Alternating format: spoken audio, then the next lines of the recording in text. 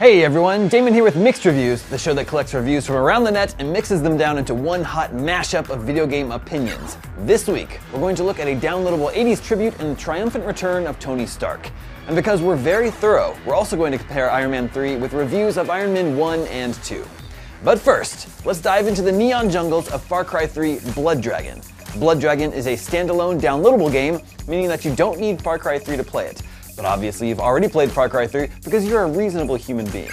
Blood Dragon is a ridiculous love letter to 80s action movies, chock full of references that will probably go over many an IGN reader's head, to be honest.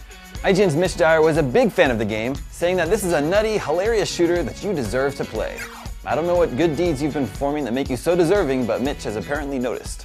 He loved the crazy humor and over-the-top weapons like laser machine guns and quad-barrel shotguns. He did say that some of the cutscenes did drag on for too long and the game is pretty easy, but hey, Blood Dragons, so who cares? He gave it an 8 out of 10. The rest of the mixed average was also positive with a 78%. Game Informer gave it an 8.5 out of 10.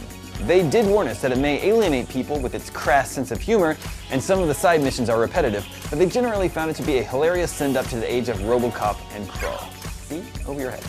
Meanwhile, the official Xbox magazine gave it a 7 out of 10. They weren't a huge fan of the humor, saying merely emulating stupidity doesn't magically produce sly parody. However, they still liked Far Cry's excellent gameplay elements and open-world havoc.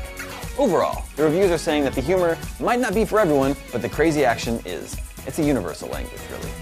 Okay, Iron Man 3. It's directed by the guy who wrote Monster Squad, so how could it possibly disappoint? IGN's Chris Tilley found the movie to be spectacular and said that it's a sequel that rights the wrongs of Iron Man 2. He said that it's a comic book movie that expertly melds action, comedy, and drama to become the finest Iron Man movie yet. High praise indeed. He gave it a 9 out of 10.